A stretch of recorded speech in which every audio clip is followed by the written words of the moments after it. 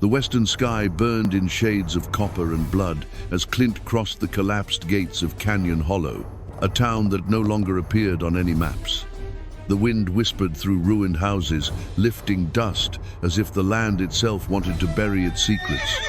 Clint, wearing his dark overcoat, stopped in front of the old saloon, now consumed by silence.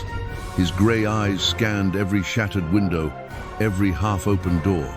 Something felt wrong there, something more than just abandonment. 4 days earlier, an anonymous letter had been left under his plate in a nearby village. If you want answers about the Dust Creek massacre, go to Canyon Hollow, but go armed. That's where Cran is hiding. Dust Creek. The name still stung like lead in his flesh.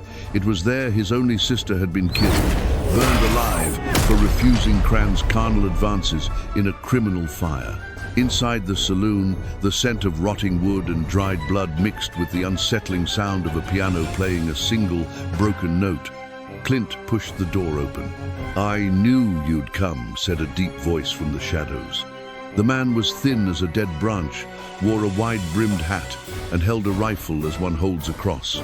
His name was Pastor Elias, a preacher exiled for heresy, now turned prophet of vengeance. "This place has been taken by a demon armed with bullets and rage. He hides in the ravines when the sun sets. The night kills the brave and swallows the weak. He's waiting for you." "The last attack happened in my church, just ahead," said the pastor. "Then that's where we're going," Clint replied.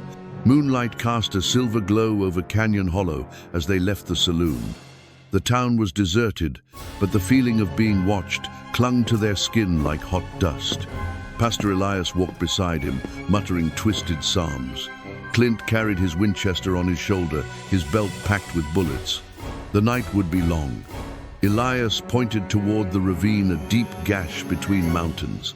"We'll strike during the day," he said.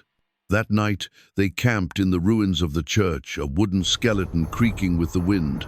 Clint closed his eyes, and the memories of Dust Creek hit him like gunfire. The smell of burning flesh, his sister's screams, the galloping horse fleeing as everything behind was engulfed in flames. At dawn, Clint gripped his rifle and adjusted his belt. Elias, still rubbing his eyes, saw in Clint's gaze the weight of a man driven by justice. "See this here?" Elias pointed at a mark on the map near a nameless ravine. "It used to be a route for old raiders, but lately no one who enters comes back." Clint only nodded. One name filled his mind: Silas Cran, a former sheriff turned mercenary, a man who knew the law only to bend it. They said he ruled from the shadows and hid in ravines like a vengeful spirit. As they moved toward the ravine, the first signs appeared: fresh footprints, shapes shifting between rocks, and a strange silence. Even the birds were quiet. Then a gunshot rang out, metal slamming into a rock inches from Elias's head. "Cover!" Clint shouted, pulling his friend behind a boulder. From the cliffs above, a silhouette appeared, outlined by the sun: Silas Cran. Subscribe, hit the bell, and share. Clint, the lone wolf of the West. "And here I thought you were just another campfire myth," said Silas, his voice rough like gravel. "Still wearing the star you stole from the dead," Clint replied. Silas laughed, not a human laugh, but something between mockery and madness. "You think you're hunters, but you've walked right into the coyote's den." Gunfire exploded from both sides. Clint shot with surgical precision, while Elias used his knowledge of the land to create distractions. But Silas was clever, vanishing and reappearing like a ghost. Each of his moves left behind traps of brutal cunning, hidden stakes, barrels of gunpowder, false trails. Then came the worst. While Elias investigated a side trail, the ground collapsed beneath him. He fell several meters into a dry, ancient well in the heart of the ravine. Clint rushed to the edge, watching helplessly as his partner vanished into darkness. Silas emerged again, closer now, his face scarred, his eyes cold as silver. "Choose, Drifter. Face me now or go to hell." Clint raised his rifle, but Silas was gone. The sun began to sink. The ravine pulsed, alive with the tension of the inevitable. Clint knew. This wouldn't be a quick draw duel. This would be a game of patience, cunning, and nerves. And the forgotten town was beginning to remember its ghosts. The sun was no longer an ally. At dusk, the ravines swallowed light in a cold embrace, as if it sensed what secrets would be unearthed that night. Clint moved cautiously through the uneven trail, hearing the crunch of dry leaves and twigs beneath his boots. He pressed deeper, sensing the scent of death. Silas carried that stench with him. Near a freshly extinguished campfire, Clint saw large boot prints, distinctive spur marks. He knelt, rubbed the soil with his fingers. He's close, and he knows I'm here. At the top of the ravine, a gunshot thundered. The bullet ricocheted off a rock, grazing Clint's shoulder. He rolled behind the stones and drew his revolver.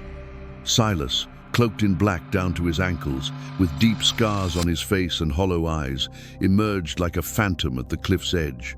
His coat whipped in the wind like a cape, his pale eyes burned with fury. "You hunt me like a bloodhound," he roared. "But you have no idea what I'm capable of when cornered." "That's what we're about to find out," Clint shouted, emerging and firing. The shootout was brief and brutal. Both men were fast, too fast, a short grunt. Silas was hit in the arm, stumbling and leaving a trail of blood. Clint followed, tracking like a hound. He flanked through a dry tree but found only laughter, echoing through the emptiness. Silas had vanished again. In a distant hideout, Silas walked among charred trees, whistling a lullaby in a funereal tone. A raven perched on his shoulder. He gazed at the horizon and whispered, "Come, Clint, the West needs martyrs and I'm just getting started." His words echoed through the valley like a curse. Clint tracked him for 3 days and nights. He could feel it in his bones, in his soul, as if his sister's spirit pulled him toward a final reckoning. Elisa's death wasn't just another wound in his past. It was the one he would never leave unanswered. At the edge of Black Hollow, beneath a golden twilight, Silas waited, as if he knew. "Took you long enough, Clint," he said with a crooked, almost ironic smile. "Had to bury some ghosts before I buried you." The raven squawked and flew off, as if it knew its master would not return. "Your sister was too much light for this world. I just shortened her suffering." That was the final drop. Clint didn't yell. He charged, hit Silas with the weight of every memory. Silas collapsed, blood running from his lips but still laughing. "Gonna kill me like any Western man would?" "No," Clint replied, grabbing his collar. "I'll do what you never did for your victims. Make you feel every step of death, slow as a sunset that never ends."